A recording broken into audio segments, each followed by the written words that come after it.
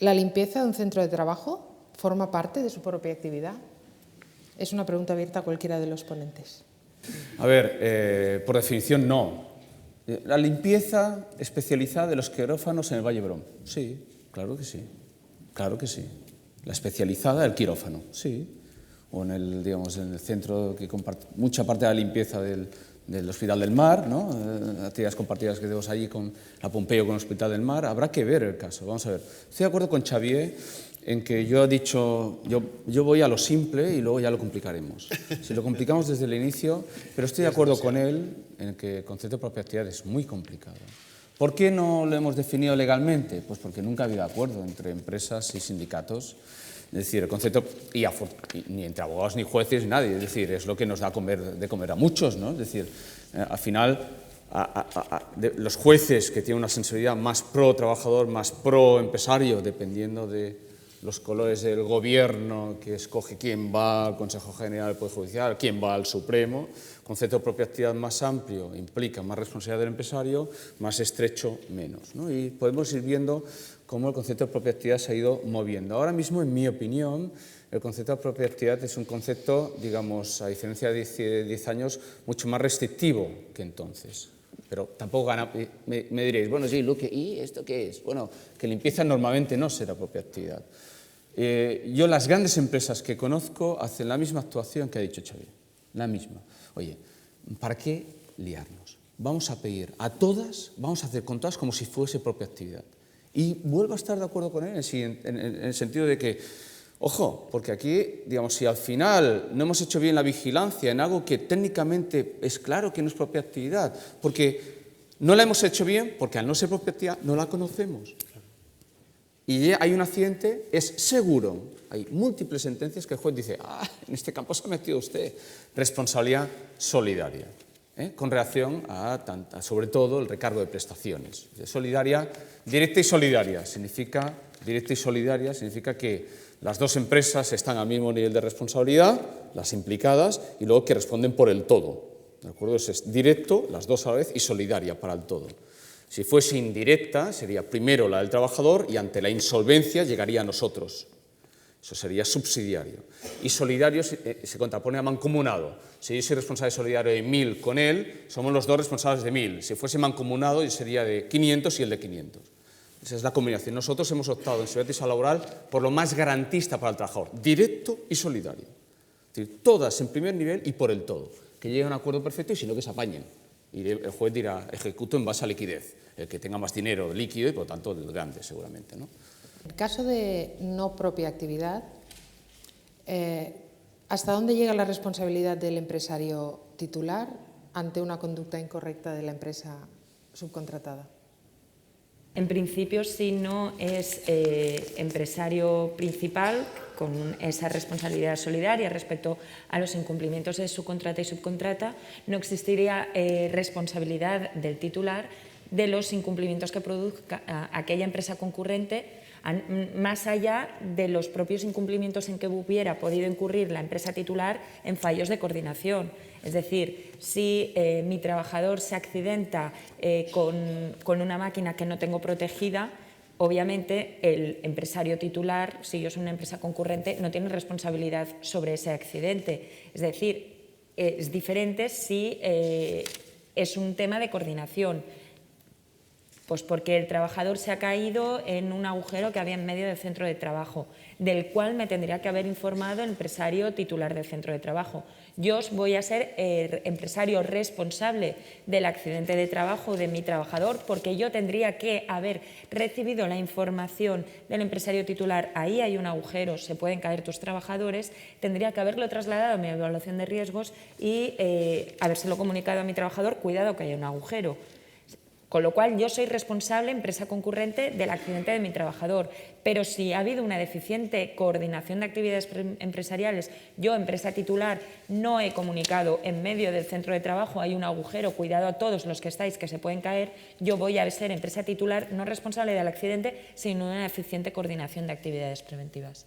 Vamos a una pregunta desde la otra perspectiva, la perspectiva de una empresa contratada, cuyos trabajadores están en las instalaciones del cliente y esa empresa subcontratada detecta deficiencias en esas instalaciones. ¿Cómo debe actuar esa empresa? Bueno, aquí tenemos, es un caso habitual. Yo estoy en el centro de trabajo, desarrollo mi actividad, pago un alquiler o me subcontratan y hay una serie de deficiencias que yo no puedo arreglar porque no es mi edificio, además que no tengo que asumir ese coste, pero suponen un riesgo para mis trabajadores. Lo adecuado tendría que ser que yo recibiera la información de esos riesgos por parte del empresario titular, como ya he comentado anteriormente. Partimos de la base de que no lo recibo, pero que son muy evidentes. O que no son muy evidentes, pero en mi zona donde estoy trabajando me están perjudicando a mi actividad. Yo lo tengo que comunicar al empresario titular, decirle que eso me está suponiendo un riesgo. Y paralelamente tendría que no permitir los trabajos en esa zona a mis trabajadores, porque yo soy el que les está mandando a esa zona sabiendo que existe un riesgo y estoy asumiendo la responsabilidad si mando a mis trabajadores a realizar las actividades en ese lugar en el que sé que existe un riesgo. Ahí entraríamos ya en relaciones mercantiles. Yo le tendría que decir al empresario titular: paro mi actividad. Si soy subcontrata, le va a perjudicar, paro mi actividad porque no puedo asumir esa responsabilidad de que mis trabajadores realicen una actividad en un lugar donde existen riesgos, me lo tienes que arreglar. O tema mercantil, no te voy a pagar el alquiler si no soy subcontrata, no voy a pagar el alquiler, o bueno, las fórmulas que hay cada empresa. Sí que es cierto que es, hablando un marrón para la empresa concurrente, porque no puede subsanarlo ella misma, pero sí que es cierto que asume responsabilidades si los trabajadores están realizando tareas, sus trabajadores, en una zona donde hay un riesgo. Con lo cual tendrá que coordinación y además exigir subsanación a quien puede adoptar las medidas de subsanación, que es el titular del centro. Ante un accidente mortal en un centro de trabajo donde debe realizarse coordinación de actividades empresariales, entiendo que es porque hay concurrencia, habiéndose hecho esta de forma verbal, sin haberse registrado esa coordinación, ¿cómo actúa la inspección contra el empresario principal? A ver, habría que ver primeramente las causas del accidente. O sea, tendríamos que empezar primeramente por analizar, llevar a cabo la investigación del accidente, qué es lo que ha pasado. El reglamento establece muy claramente que la coordinación tiene que ser por escrito cuando se trate de riesgos graves o muy graves, con lo cual si el accidente mortal se ha producido por uno de esos riesgos graves o muy graves, no me sirve la coordinación verbal. Tendría que ser una coordinación escrita, con lo cual las empresas ya lo han hecho mal. Seguramente ahí sería sancionable.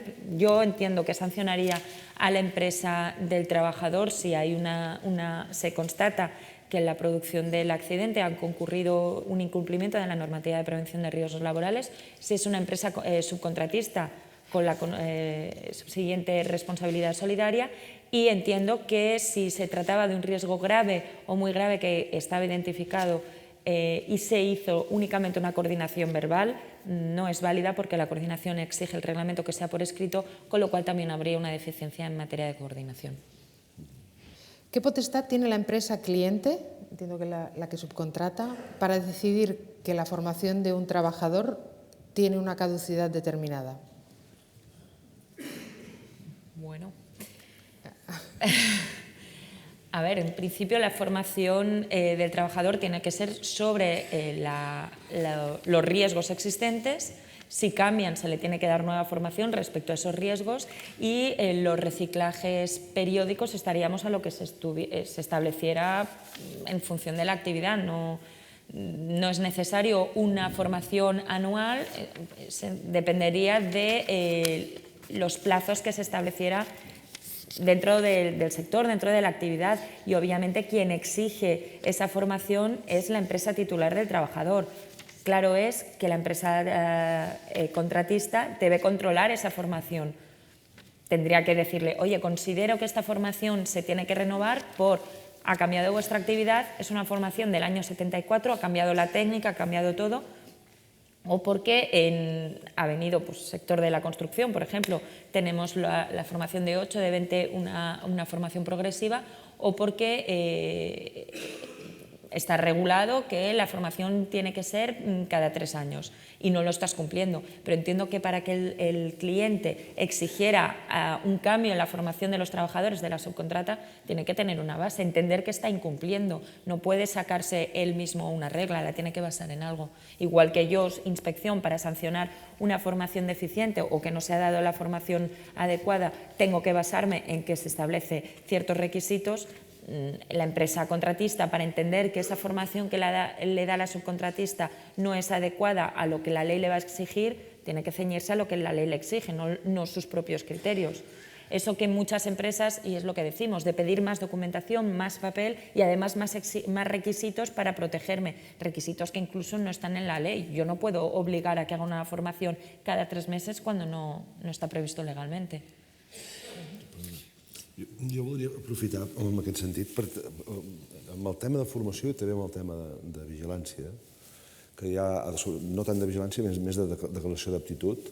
Jo crec que haurem d'avançar una mica també amb que els documents marquin en la planificació, des del coneixement dels riscos que es pretén i des de l'activitat preventiva que suposa la formació o la declaració d'aptitud, de marcar la temporització. És a dir, que no pot haver-hi un certificat d'aptitud o un certificat de formació que valgui per tota la vida, i si ho val que ho posi. Però en tot cas jo crec que la planificació, i per tant hauria de, perquè és qui coneix sobre quins riscos es volen actuar, quines mesures prens, com les prens, quins elements haurien de donar una temporalitat que no vol dir necessàriament refer-ho, sinó verificar-ho, és a dir, hauria d'establir algun mecanisme de control. Jo crec que això és una deficiència molt marcada que porta en aquestes situacions que després algú vulgui discrecionalment o arbitràriament dir-te que no val. I jo crec que això són d'aquests elements que poder, sense complicar-ho, hauríem de començar a reflexionar sobre la conveniència. ¿Recargo de prestaciones puede considerarse una multa o una sanción? Es lo mismo. Es una sanción en cuanto... Nosotros hablamos de... El sistema de responsabilidades tiene 2 partes en todos los países. La pública, es decir, inasegurable, la cobre quien la cobre. O, digamos, la pública y la privada, que es asegurable, que resarce el daño.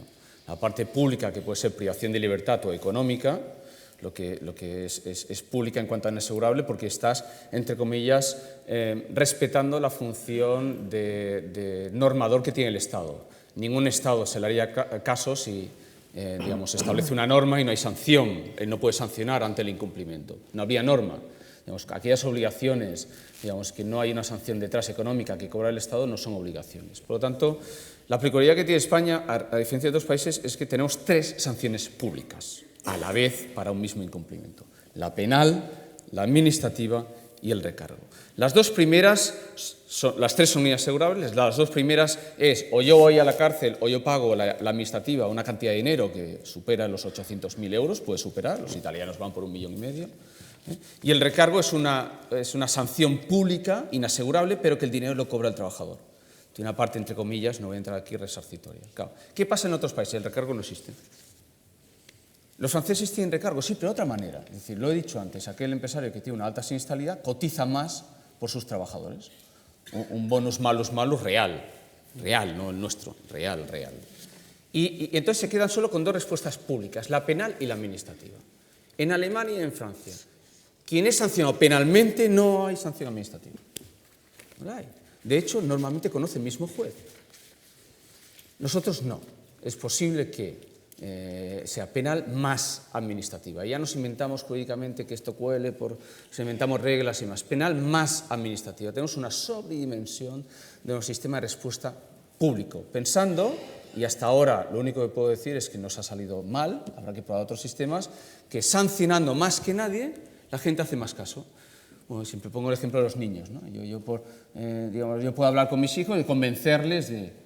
No, si le das 4 tortas, ¿no? Seguro que le convences.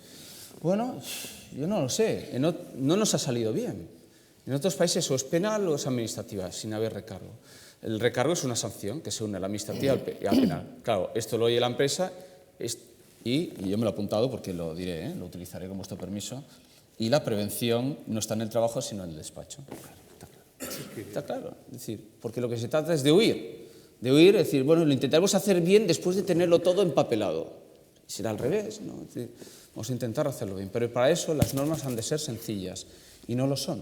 Es decir, vamos a ver, ¿qué tiene que hacer la inspección de trabajo? Cumplir con las normas, hacer cumplir las normas. El problema está en la norma, ¿no? En mi opinión. Una norma que, recuerdo lo que antes decía Jaume, el 171 de 2004 es acuerdo social, patronal y sindicatos que se reúnen en una mesa de diálogo social y la aprueban. Quiero decir, aquí esta es la situación que aquí no, las culpas, digamos, todos seguramente, y en esta mesa por primera vez habiendo una inspectora, el más culpable soy yo como jurista, ¿no? Digamos, como el que puede intervenir en las normas. Ella aplica las normas. Si no aplica las normas, les pueden sancionar. Por lo tanto, así estamos.